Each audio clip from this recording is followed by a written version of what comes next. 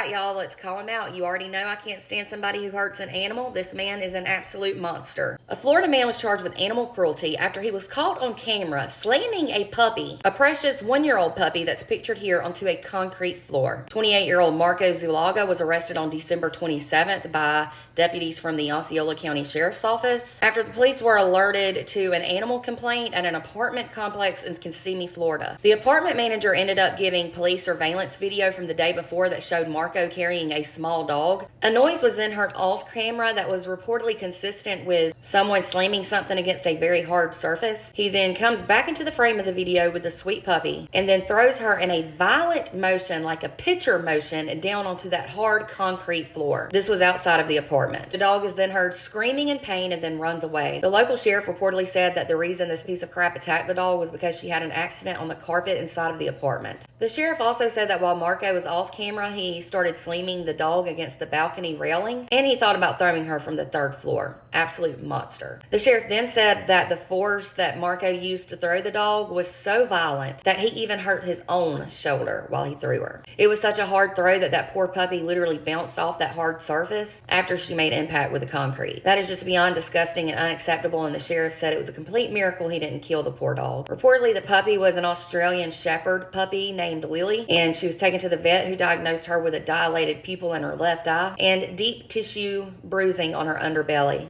And thank goodness she is indeed expected to make a full recovery. Now, as for this piece of crap, Marco, he was booked into the Osceola County Jail. He was charged with felony animal cruelty. The sheriff stated he wished he could have charged him with more, but he couldn't. He was released the very next day on December 28th after, get this, posting a low $5,000 bond. $5,000, that's it. Good job, Judge. As part of his pre-trial release agreement, he is ordered to have no contact with any animals, and Lily was taken into the care of the animal control. The sheriff promised that Lily would be safe from harm and never given back to that monster, thank goodness. I hope she's given to somebody that will help her with her trauma she is bound to have, and that they'll love her unconditionally. In fact, according to the sheriff, she's already found a new permanent home, and that makes me so happy. This is just sick, and I'll say this too. I hope he's not around children, because monsters like this who will hurt animals will absolutely hurt children too. It sounds like he definitely needs some type of anger management. And I also pray he doesn't just get a slap on the wrist. He needs to spend time behind bars. Let me know your thoughts in the comments, and for more true crime, be sure to hit the follow button, and if you're on YouTube, be sure to subscribe.